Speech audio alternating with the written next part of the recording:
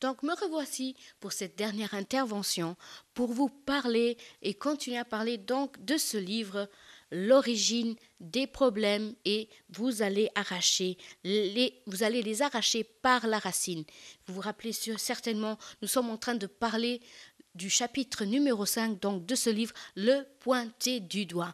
Nous avons lu un verset en Isaïe, chapitre 58, verset 9. Il y avait écrit: tu crieras, tu appelleras Dieu, et il va dire: je suis ici. Mais souvent on ne l'entend pas. Pourquoi? Parce que nous sommes tellement occupés à pointer du doigt. Pointer du doigt, cela veut dire quoi? C'est critiquer, c'est juger les autres personnes, c'est dire l'autre personne, elle ne sait rien faire et moi je fais mieux que les autres. Et pour être encore mieux que les autres, je vais utiliser la manipulation. Par exemple, cela peut être au travail, par exemple. On a vu quelqu'un commettre une petite erreur, on ne dit rien, mais quand quelqu'un nous dit quelque chose que cela nous déplaît, on va lui dire: oui, tu sais, l'autre fois je t'ai vu faire. Tu as fait quelque chose qu'il ne fallait pas faire. Bon, si tu ne veux que je ne dise rien au patron, alors tu dois faire tout ce que je te dis. Cela, c'est utiliser de la manipulation. Ou alors, comme on a vu un exemple qui est très commun, et certainement vous allez vous identifier, c'est par exemple dans un couple. Comment est-ce que dans un couple, alors que normalement l'amour, l'union, l'harmonie doit régner, comment est-ce que cela arrive qu'il y ait de la manipulation entre une épouse et son mari? Imaginons que le mari, il a envie d'avoir des petits câlins en plus le soir, mais que il a oublié d'acheter le pain pour l'épouse. Et elle est très très fâchée. Qu'est-ce qu'elle va lui dire? Ah, j'ai mal à la tête, j'ai une migraine, donc ce soir non, je suis trop fatiguée. C'est de la manipulation, car nous savons, c'est écrit dans la Bible, que le corps de l'homme appartient à la femme, et le corps de la femme appartient à l'homme. Du moment où ils sont unis, ils ne forment plus qu'un seul. Donc il ne faut pas qu'il y ait de séparation, vous voyez bien. Donc là aussi, il peut y avoir qu'il y ait de la manipulation du joug, on appelle ça le joug, c'est quelque chose qui pèse. On veut obliger souvent l'autre personne à faire quelque chose qu'elle n'a pas envie de faire. Ça lui déplaît de faire cela, mais on va l'obliger à le faire, sinon il y aura une conséquence pour cette personne. Et comme elle ne veut pas subir cette conséquence, elle va obéir à ce qu'il lui dit. Mais elle fait contre la volonté. Ça, c'est la manipulation. Et Dieu ne veut pas, surtout pas, qu'on le fasse. Et aussi le fait de se vanter, de dire: moi, dans mon entreprise, si mon patron, il ne m'aurait pas, l'entreprise, ça ne marcherait pas. Elle n'aurait pas eu les clients qu'elle a eus, et elle n'aurait pas eu les bénéfices qu'elle a eus. Ou alors, par exemple, dans l'église, il y a un diacre ou un presbyte qui va dire: mon pasteur, sans moi, il ne saurait rien faire. Si moi, je ne serais pas dans la louange, les réunions, ça ne serait rien du tout. Il n'y aurait pas l'onction de Dieu. Moi, je sais chanter. Moi, j'ai une belle voix. Donc voilà, parce que moi, je suis là. Dieu, il est là. Alors que ça, c'est faux. C'est faux. Et on a lu un autre verset. Peut-être qu'on va le relire. Et je vais vous inviter à ouvrir votre Bible, parce que c'est bien de relire et relire la parole de Dieu. Pourquoi? Parce que la foi vient en écoutant et réécoutant la parole de Dieu. Donc on va revenir pour se rappeler un peu ce qu'on a dit juste tout à l'heure. En Matthieu chapitre 7, on a vu que Dieu nous donne un ordre. C'est Jésus qui parlait directement, et il dit: ne jugez pas. Dis à la personne qui est à tes côtés: ne juge pas. Mais d'abord, on doit commencer par nous. Et c'est là où on s'était arrêté, que tout doit commencer par nous. Il ne faut pas qu'on veuille que l'autre change. Que l'autre change et nous, on continue pareil. Parce que souvent, le problème, il est chez nous. Et si on veut que cette situation soit résolue, il faut arracher le problème par la racine. Vous voyez, d'où le titre de ce livre: arracher le problème par la racine, pour qu'il ne revienne plus jamais dans votre vie. On va relire, car la foi vient en écoutant, et vous pouvez m'accompagner donc de nouveau dans la lecture de ce verset. Donc verset 1. Ne jugez pas afin de ne pas être jugés, car on vous jugera de la même manière que vous aurez jugé, et on utilisera pour vous la mesure dont vous serez servis. Pourquoi vois-tu la paille qui est dans l'œil de ton frère et ne remarques-tu pas la poutre qui est dans ton œil?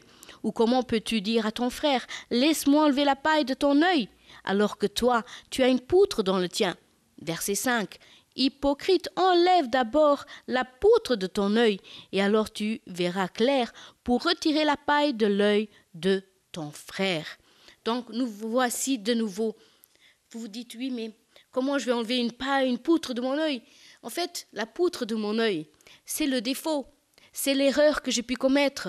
Et souvent, j'attire l'attention pointée du doigt vers le petit défaut, la petite erreur que l'autre personne a commis une seule fois dans sa vie.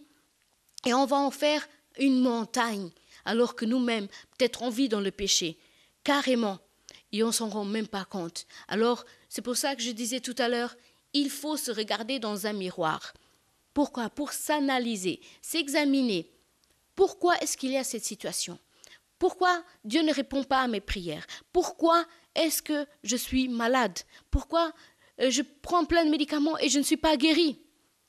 Parce que tu as dans ton cœur, dans ton milieu, il y a le pointer du doigt, il y a la manipulation et le fait de parler la vanité. Et alors nous avons vu dans le Vieux Testament tout à l'heure que Dieu, il n'aime pas ça du tout. Il n'aime pas tout simplement. Donc, nous allons même voir un exemple dans la Bible pour que vous compreniez mieux également cet exemple. Dans le Vieux Testament, dans Nombre 12, je vais même vous inviter à ouvrir si vous avez. On ne va pas malheureusement tout lire car on n'aura pas le temps. Mais en Nombre 12, nous voyons l'histoire de Myriam. Myriam, c'était la sœur de Moïse. Nous savons que Moïse, c'était l'homme choisi par Dieu à l'époque pour faire sortir le peuple de l'Égypte vers la terre promise. Et nous savons qu'ils étaient pendant 40 années dans le désert. Et donc, pendant ce trajet dans le désert, Myriam et son frère, ils se sont levés, en fait, contre Moïse. Et donc, en Nombre, chapitre 12, il y a écrit, je vais lire un peu le début pour que vous rentrez un peu dans l'histoire pour mieux comprendre ce qui s'est passé. Donc, il y a écrit verset 1. Myriam et Aaron, donc c'est le frère de Moïse, parlèrent contre Moïse au sujet de la femme couchite qu'il avait épousée. En effet, il avait épousé une femme couchite. Ils dirent, est-ce seulement par Moïse que l'Éternel parle? N'est-ce pas aussi par nous qu'il parle?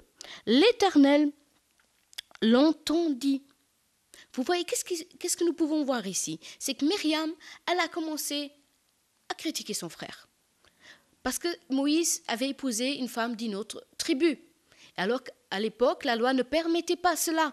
Mais Moïse avait épousé cette femme couchite. Alors elle dit, mais elle a épousé. Mais il n'aurait pas dû. C'est une erreur, c'est un péché, Dieu n'aime pas. Mais Dieu, il parle aussi à nous, il ne parle pas que à Moïse. Mais Dieu, il a tout entendu. Or, Moïse était un homme très humble, plus humble que n'importe quel homme à la face de la terre. Soudain, maintenant voyons ce que Dieu a fait. Soudain, l'Éternel dit à Moïse et à Aaron et à Myriam, vous trois, allez à la tente de la rencontre.